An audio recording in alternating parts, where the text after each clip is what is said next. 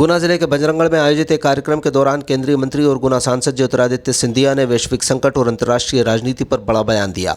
Iran Israel के बीच बढ़ते तनाव और स्ट्रेट ऑफ हॉर्मुज के संकट पर बोलते हुए सिंधिया ने प्रधानमंत्री नरेंद्र मोदी की कूटनीति की सराहना की और कांग्रेस की नकारात्मक राजनीति पर तीखा हमला बोला। सिंधिया ने वैश्विक संकट का जिक्र करते हुए कहा कि ईरान और इजरायल के बीच युद्ध जैसी स्थिति के कारण स्ट्रेट ऑफ हॉर्मुज बाधित हुआ है, जिससे दुनिया भर की सप्लाई चेन पर असर पड़ा है। सिंधिया ने दावा किया कि ये प्रधानमंत्री नरेंद्र मोदी की सफल कूटनीति का ही कमाल है कि जहां ईरान ने दुनिया भर के देशों के लिए हॉर्मुज का रास्ता बंद कर दिया, वहीं भारत के लिए रास्ता खुला रखा गया। उन्होंने पेट्रोलियम मंत्री के हवाले से देश में ईंधन की उपलब्धता को लेकर जनता को आश्वस्त भी किया।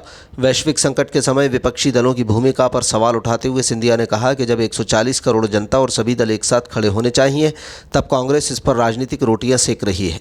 सिंधिया ने आरोप लगाया कि कांग्रेस की सोच हमेशा से नकारात्मक रही है। कांग्रेस देश को नीचा दिखाने का कोई मौका नहीं छोड़ती। न्यायालय और चुनाव आयोग जैसी संवैधानिक संस्थाओं पर संदेह करना कांग्रेस की आदत बन गई है। केंद्रीय मंत्री ने कड़े शब्दों में कहा कि कांग्रेस देश को खंडित करने की कोशिशों में लगी रहती है, लेकिन देश की जनता ने उन्हें बार बार करारा जवाब दिया है। सिंधिया के अनुसार संकट के समय में भी कांग्रेस की प्राथमिकता देश का हित न होकर केवल अपनी राजनीतिक जमीन तलाशना है। देखिए, ये एक वैश्विक संकट है। मैंने ग्वालियर में भी इस पर भितरवार में सीएम साहब के साथ और ग्वालियर में भी संपूर्ण विश्लेषण मैंने दिया है।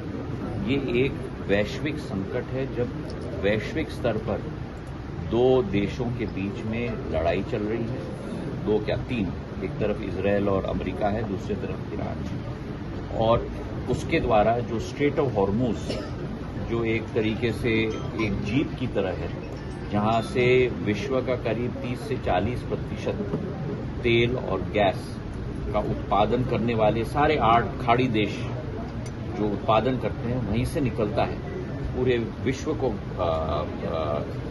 इस तेल और गैस के लिए सप्लाई करने के लिए। वहां बहुत बड़ा संकट आ चुका है और इससे एक वैश्विक स्तर पर तेल के दाम बढ़ गए। ये केवल भारत का मुद्दा नहीं है और इस पर प्रधानमंत्री जी ने आश्वस्त किया है देश की जनता को कि तेल या केरोसिन या डीजल की कोई कमी नहीं रहेगी।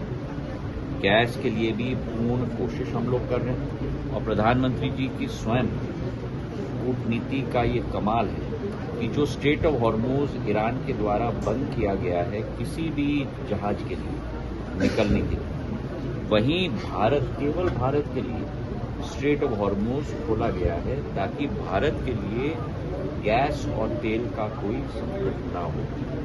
इसके अतिरिक्त कल सदन के पटल पर हरदीप पुरी जी ने भी संपूर्ण मामले पर विश्लेषण किया है कि हमारे पास पर्याप्त सप्लाई है, स्टॉक है, फ्यूल का, पेट्रोल का, डीजल का, केरोसिन का, लाइट फ्यूल का, गैस का भी सप्लाई। अब ये स्ट्रेट ऑफ हॉर्मुज खोलने के आधार पर कठिनाई नहीं होनी चाहिए।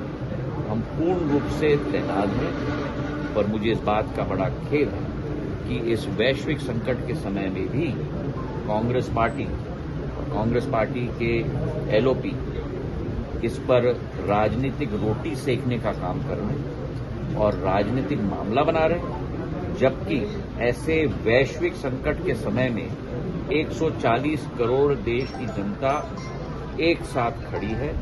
हर एक राजनीतिक दल साथ खड़ा है और कांग्रेस को देश की चिंता नहीं है। कांग्रेस की सोच नकारात्मक है। हर बार हर मुद्दे को उठाने की कोशिश करते हैं।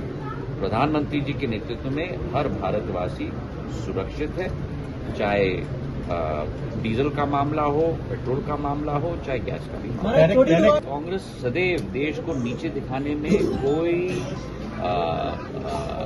1% भी नहीं छोड़ती। अंतर्राष्ट्रीय जगत में जाके देश को नीचे दिखाना, देश के अंदर देश को नीचे दिखाना, हमारे प्रजातंत्र में न्यायालय पर प्रश्न उठाना, इलेक्शन कमीशन जो पूरे विश्व में सब लोग कह रहे हैं कि भारत का इलेक्शन कमीशन का उदाहरण लेके हमारे देश में भेजो ताकि हम लोग इसका पालन कर पाएं, वही देश के अंदर इलेक्शन कमिश्नर के विरुद्ध प्रस्ताव रखना। मतलब देश को खंडित करने के लिए कांग्रेस एक मौका नहीं छोड़ती और इसलिए देश की जनता ने भी कांग्रेस को बार बार जवाब दे दिया।